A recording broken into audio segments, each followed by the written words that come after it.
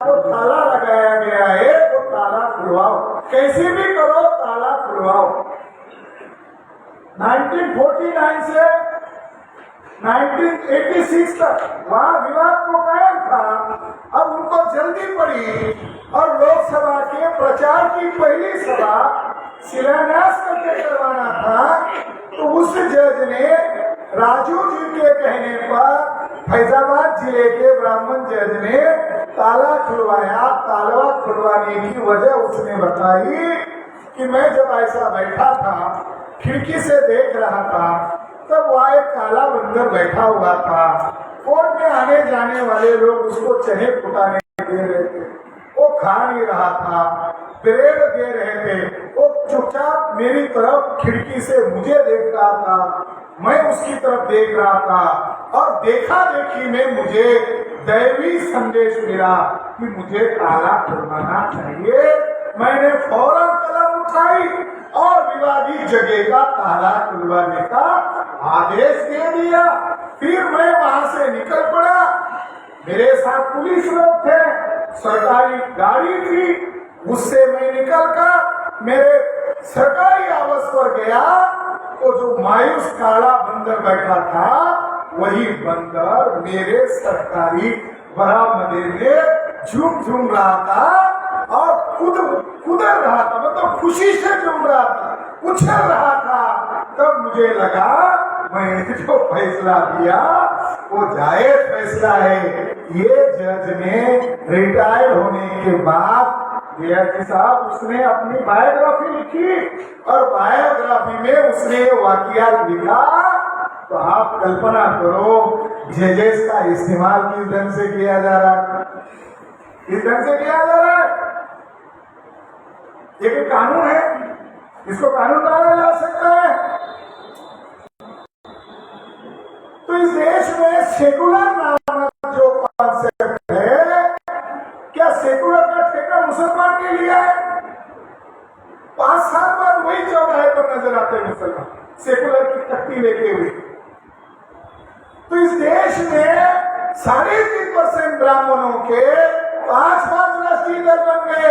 कांग्रेस ब्राह्मण दल, बीजेपी ब्राह्मणों का दल, कम्युनिस्ट पार्टी, भाजपा ब्राह्मणों की पार्टी, 5वें नंबर की पार्टी है ममता बनर्जी, ब्राह्मणों की पार्टी है। एक भी राष्ट्रीय दल मुसलमान का नहीं है, एक भी राष्ट्रीय दल शेड्यूल कास्ट का नहीं है। जमहूरियत में वोट हमारा है, राज अल्पसंख्यक विदेशी लोगों का चल रहा है। शेड्यूल कास्ट की एक भी राष्ट्रीय पार्टी नहीं। जो पार्टी बनाई थी माननीय कांशीराम जी ने, उस पार्टी को सतीश मिश्रा ने 0 पार्टी में तब्दील कर दिया। बनाई थी उन्होंने, मेहनत से बनाई थी। उस पार्टी में ब्राह्मण की घुसपैठ हो गई, पार्टी का सत्यानाश हो गया। ओबीसी की भी एक भी राष्ट्रीय लेवल की पार्टी नहीं है। तो ये जो एक जालिम का विकल्प दूसरा जालिम नहीं हो सकता, इसके पीछे मकसद ये है कि आप RSS और बीजेपी को दुश्मन मानते हो। ये तो समझ में आ रहा है कि आपको ये दुश्मन नजर आ रहा है, मगर मीडिया के द्वारा जो बातें प्रचार में लाई जाती है, आप उसी के प्रभाव में आते हो।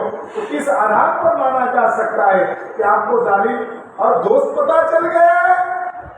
साथियों, अभी ये जो देश में गठबंधन बनाने की बात चल रही है, गठबंधन बनाने के लिए कौन सा नाम होना चाहिए, इसकी भी चर्चा हो रही है। मगर राहुल गांधी EVM के खिलाफ बोलना नहीं चाहते, यानी सभी समस्या का मूल जड़ EVM है। मुझे आश्चर्य लगा उस दिन जब इनकी साउथ इंडिया से भारत जोड़ो यात्रा शुरू हुई राहुल गांधी की, और वो अलग अलग राज्यों से निकलकर जम्मू कश्मीर में पहुंच गए। जम्मू कश्मीर में जब इनकी भारत जोड़ो यात्रा पहुंची, तो उस मंच पर फारूक अब्दुल्ला जो वहां के बड़े नेता है और बुजुर्ग नेता है, उनका स्पीच हुआ। वो आज भी कहते हैं मैं भले ही मुसलमान हूं, मगर मैं ओरिजिनल काश्मीरी ब्राह्मण हूं। वो आज भी कहते हैं, खुले हम कहते, वो छुपाते नहीं। इस अर्थ में वो ईमानदार है यानी वो देश बदल के अंदर घुसे हुए। इस्लाम में कोई वंशवाद नहीं, मगर जिस दिन राहुल गांधी वहां पहुंचे, उन्होंने एक तकरीर दी 10-15 मिनट, और राहुल गांधी तालियां बजा रहे। उसमें उन्होंने ये कहा कि राहुल गांधी जो भारत जोड़ो यात्रा निकाल रहे हैं, इसकी प्रेरणा उनको कहां से मिली। हमें पता ही नहीं चल रहा था कि उनको प्रेरणा कहां से मिल रही है, वो खुद बता नहीं रहे थे। मगर फारूक अब्दुल्ला को हम शुक्रिया अदा करते हैं, उसने सही वजह बता दी, वो भी मुंह पर बता दी। उसने कहा ऐसे ही भारत की यात्रा शंकराचार्य ने शुरू की थी। आदि शंकराचार्य ने ऐसी ही भारत की यात्रा शुरू कर दी थी। ये दूसरा शंकराचार्य, राहुल गांधी बोले दूसरा शंकराचार्य है। आपको मालूम नहीं इतिहास में मुसलमान का मॉब लिंचिंग अभी हुआ, पहला मॉब लिंचिंग जो हुआ वो पुष्यमित्र शुंग के द्वारा हुआ था। यहाँ के जो भिक्खु लोग थे उनको मॉब लिंचिंग करके मारा था, ऑर्डर निकाला था कि जो कोई सर कलम ला के देगा वंश का, उसको 100 सोने की मुद्राएं दी जाएगी। और दूसरा मॉब लिंचिंग इसी आदमी ने किया था, आदि शंकराचार्य, और उसके जरिए से भारत से बौद्ध धर्म को खत्म किया गया। तो ब्राह्मण था। तो इसका संदर्भ आपकी समस्याओं को लेकर कर रहे हैं क्या हो? मुसलमान का मॉब लिंचिंग हो रहा है, इसलिए मैं भारत जोड़ो कर रहा हूँ। आदिवासियों को नंगा करके पीटा जा रहा है, इसीलिए मैं भारत जोड़ो कर रहा हूँ। किसानों को सुसाइड करना पड़ रहा है, क्या आपके एजेंडे को लेकर कर रहे? नहीं, ब्राह्मणवाद को मजबूत करने के लिए म्यूचुअल अंडरस्टैंडिंग से लोग काम कर रहे हैं। उनके भी बयान आते हैं। जब ये बाबरी मस्जिद का फैसला आया, मध्य प्रदेश का मुख्यमंत्री ने अखबार में इश्तिहार छापा, सारे हिंदी अखबार में उसकी इश्तिहार है, और हेडिंग था मैं बधाई देना चाहता हूँ कांग्रेस का सीएम, कांग्रेस का सीएम, मैं बधाई देना चाहता हूँ नरेंद्र मोदी जी को कि उन्होंने राम मंदिर बनाया। ये सपना तो नेहरू जी और राजीव जी का हुआ, राजीव जी का था, आपने पूरा किया, आपको बधाई। हमारा काम साथियों, आपको अगर इस देश में आपका सत्यानाश अगर कोई वजह से हो रहा है, दोस्त और दुश्मन की पहचान नहीं होने के कारण हो रहा है। 70 साल हो गए तथाकथित आजादी को, 65,000 फसाद कराए। कांग्रेस के कार्यकाल का रिकॉर्ड है, 65,000 फसाद कराएंगे। आज आरएसएस पर पाबंदी लगाने के लिए कर्नाटक का चुनाव था, तो कहा हम बजरंग दल पर पाबंदी लगाएंगे। हम किस पर पाबंदी लगाएंगे? अगर कर्नाटका में चुन कर आए तो हम बजरंग दल पर पाबंदी लगाए। बजरंग दल तो बच्चा है, बाप तो आरएसएस है। आरएसएस पर कब पाबंदी लगाओगे? आरएसएस पर कब लगाओगे? 2006 में, 2008 में, 2009 में और सन 2011 में सबूत मिल गए थे कि देश के अंदर जितने भी बम ब्लास्ट हुए हैं ये आरएसएस के लोगों ने, सबूत मिल गए थे, एविडेंस मिल गया था। इतना ही नहीं, ये जानकारी आप लोगों को शायद वो पहली बार आप सुन रहे होंगे, 26/11 का हमला, यह भारत सरकार की जो आईबी विभाग है उनके द्वारा और पाकिस्तानी टेररिस्ट ग्रुप के द्वारा एडजॉइनिंग बॉम्बे में किया गया। ये जानकारी महाराष्ट्र का पूर्व आईजी मुशर्रफ साहब ने लिखा हुआ है कि भारत में प्लानिंग में फसाद किया गया, ये तो है, मगर इंटरनेशनल ग्रुप के साथ समझौता करके 26/11 का अटैक किया गया। सारे सबूत थे, पाबंदी लगा सकते थे आरएसएस के ऊपर, मगर पाबंदी नहीं लगाया। 2011 की बात है। आज भी आज तक चैनल जो ऑनलाइन है उस पर एक खबर आज भी अवेलेबल है इंटरनेट पर। आरएसएस का प्रवक्ता भैया जोशी और उसके साथी लोग तत्कालीन प्रधानमंत्री मनमोहन सिंह को जाकर मिले और मनमोहन सिंह को उन्होंने लिखित में मेमोरेंडम दिया और मीडिया में खबर छपकर आई। वो खबर ये थी कि हम लोगों ने प्रधानमंत्री के साथ लंबी बैठक करके चर्चा की। हमारी बात यही थी कि महाराष्ट्र एटीएस ने जो लोग पकड़े हैं उसमें प्रज्ञा सिंह ठाकुर है, उसमें लेफ्टिनेंट कर्नल प्रसाद पुरोहित है और एक शंकराचार्य पांडे है, उत्तर प्रदेश का रमेश उपाध्याय है, बंगाल का असीम चटर्जी है। 3 लोगों से संघ के प्रमुखों और जो संघ का दूसरा बड़ा नेता इंद्रेश कुमार, इन दोनों के जान को खतरा है, इसलिए इनको जल्द से जल्द कार्रवाई करो, ऐसा हमने लिखित में मेमोरेंडम दिया। यानी कोई क्राइम करना है तो लिखित में क्या दिया, हम इसके विरोधी है, और जो जांच कर रहा था 26/11 में वही मारे गए। यानी क्राइम करने का कितना ठंडा दिमाग है। रिकॉर्ड में दिखाया, कल हमारा नाम अगर लीक हो गया, रिकॉर्ड में क्या दिखाया, हमने तो कहा इनसे जान को खतरा है, और जिन लोगों से जान को खतरा है वो एटीएस प्रमुख कर करे, और वो जो कामते थे वही कैसे मारे गए जो उनकी जांच कर रहे थे। ये भी बड़ी गजब की बात है। दूसरे अधिकारी मरते तो हम मानते हैं, मगर मरे वही क्यों जिन्होंने आरएसएस को बयान करने के तमाम सबूत लाए थे। साथियों, आज आरएसएस अगर जिंदा है उसकी वजह कांग्रेस है। ये रियलिटी है, ये कोई साधारण बात नहीं है। जिस महिला ने, जिसका वोट टैपिंग किया, प्रज्ञा सिंह ठाकुर का वोट टैपिंग किया गया और उसकी खबर लीक हो गई मीडिया में, उसका क्या डायलॉग है, मेरे नाम की स्कूटर है।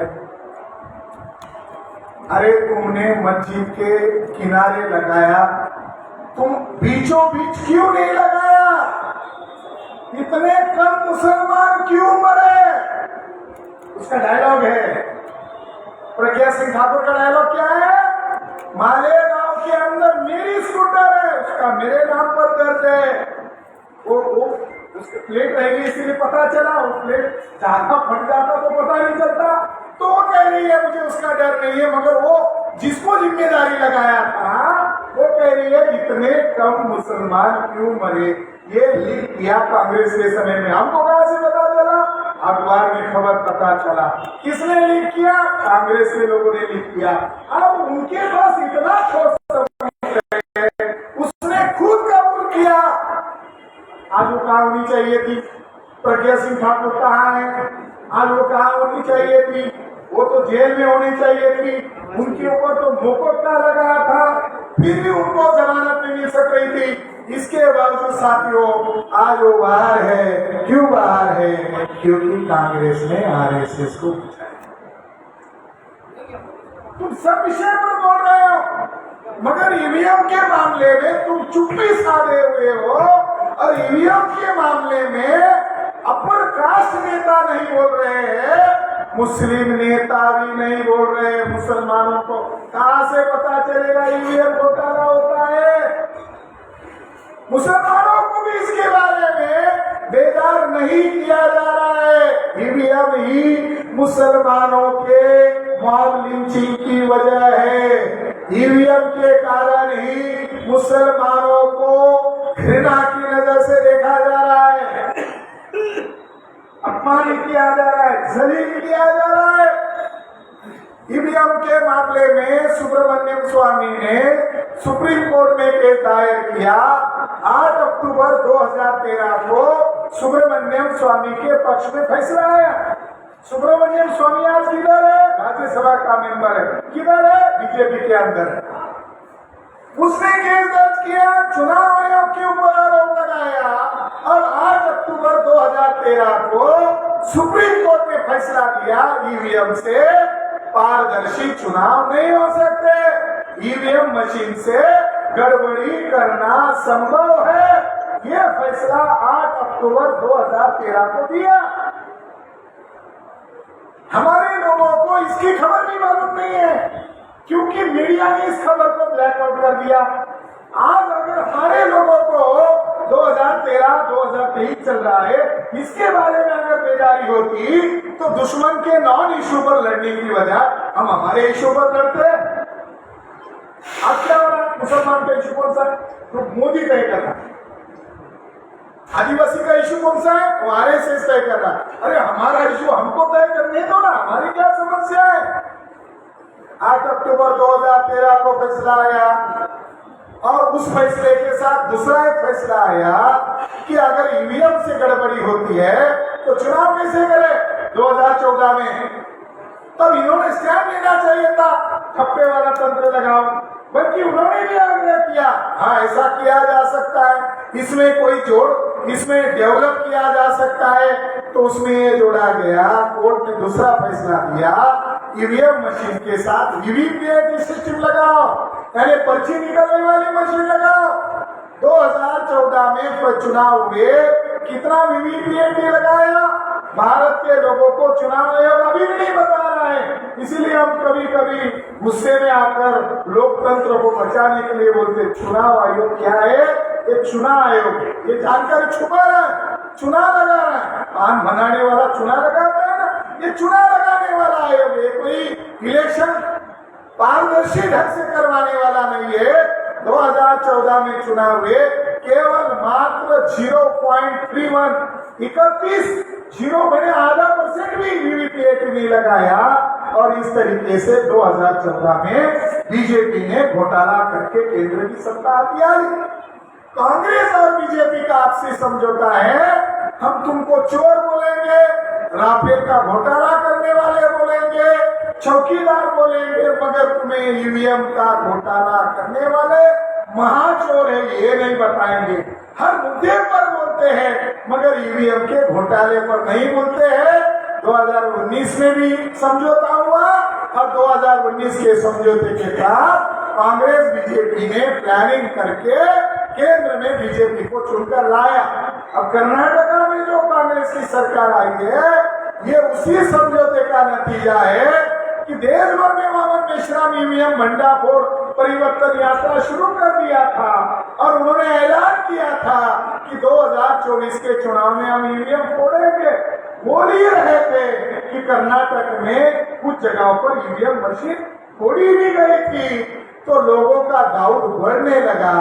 तो कांग्रेस बीजेपी के लोगों को लगा अब लोगों का यकीन कैसे रहे, तो कुछ राज्यों में गैर बीजेपी वाले लोगों को चुनकर लाया जाए, बाद में ईडी के द्वारा उनकी सरकारें गिराई जा सकती है। और ऐसा हुआ, पूर्ण रूप से देश में ब्राह्मण राज काबिज हो गया है। और ब्राह्मण राज काबिज होने की जो वजह है, मुसलमानों ने भी अपने दोस्त दुश्मन को पहचानना होगा। एससी एसटी ओबीसी के अंदर बेदारी कर रहे हैं और ये जालिम लोग है, 3.5% वाले जालिम लोग हैं और ये जालिम लोगों को ताकत देना बंद करना होगा।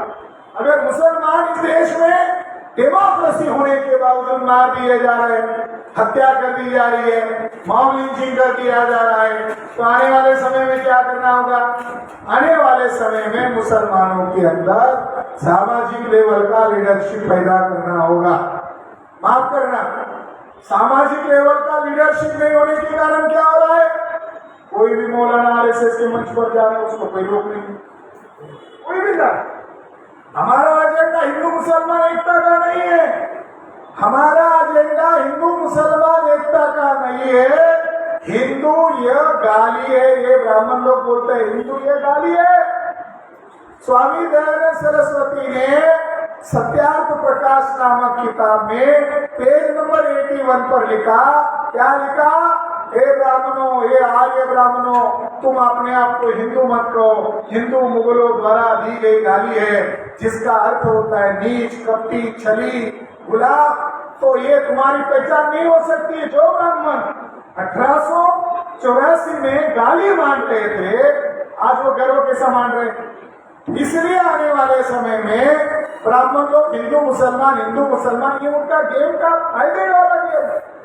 तो हमारी लड़ाई हिंदू मुसलमान एकता की नहीं है, हमारी लड़ाई मूल निवासियों की एकता है।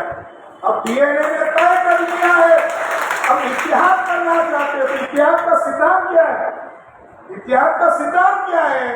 तो मैं ये बात कहकर मेरी बात को यहाँ खत्म करता हूँ। अब इतिहास का सिद्धांत डीएनए है। जब बीजेपी गवर्नमेंट ने कहा कि हम क्या करेंगे, वो सीए एनआरसी लागू करेंगे, तब हमारे तंजीम ने माननीय मोहम्मद मेश्राम जी ने ऐलान किया हम भी चाहते सीए एनआरसी लागू करो, मगर वो डीएनए के आधार पर लागू करो। तब ये जबरदस्त हथियार है डीएनए। तो डीएनए ने प्रूव कर दिया कि भारत के अंदर रहने वाली एक जमात है जिसका नाम है ब्राह्मण। ये ब्राह्मण नाम बात का नाम है, मगर इनका साइंटिफिक जो उनकी जमात आज वहां रहती है, काले यूरोप और रशिया के मध्य भूभाग में इनकी जमात रहती है, उसका नाम है वेस्ट यूरेशियन पीपल यावनिया कम्युनिटी। यावनिया उनका नाम है, यावनिया स्टेट पैस्टोरलिस्ट। स्टेट पैस्टोरलिस्ट का हिंदी में अर्थ होता है जंगली लोग, असभ्य लोग। ये मैं नहीं कह रहा हूं, तो डीएनए रिपोर्ट में लिखा हुआ है कि ब्राह्मण लोग तो विदेशी है ही, मगर उनका नाम आज भी वो असभ्य जमात है, जंगली जमात है, वो 3.5% है। और 3.5% लोगों ने यहाँ के असल बाशिंदे लोगों को, यानी हम लोगों को आज अछूत बनाया, जंगलों में खदेड़ दिया, अछूतों की 1700 जातियां, आदिवासियों की 800 जमातियां, ओबीसी सबसे ज्यादा ताकतवर कौम है, मगर वो भी तब तक ताकतवर नहीं बनेगी जब उनको 4,500 जातियों के तोड़े गए जातियों को जब तक इकट्ठा नहीं किया जाएगा, तब तक ओबीसी तो टुकड़े में बंटी रहेगी। 6,500 जातियों के टुकड़े में बांटा है। हमारे भाई कह रहे थे कि ब्राह्मणों ने हमको तोड़ा, ठीक है, मगर मुसलमान भी क्यों प्रैक्टिस करता है? तो मुसलमान के अंदर भी घुसे होंगे ना, तो जैन में भी घुसे है, वो तो बुद्धिस्ट लोगों में भी घुसे है, वो तो हर धर्म में घुसे हुए हैं। आपको अगर लड़ना है तो आपस में लड़कर नहीं लड़ा जा सकता, लोगों को दिमाग से तैयार करके लड़ाया जा सकता। आपस में लड़ने का रुंदा दुश्मनों का हो सकता है, और इसीलिए आप लोगों को इतिहास अगर करना है तो डीएनए के आधार पर अब इस देश में नई जंग शुरू हो गई है, और वो जंग है विदेशी बनाम मूल निवासी। भारत के मुसलमान मूल निवासी मुसलमान हैं, और उनका डीएनए SC/ST OBC का डीएनए एक है।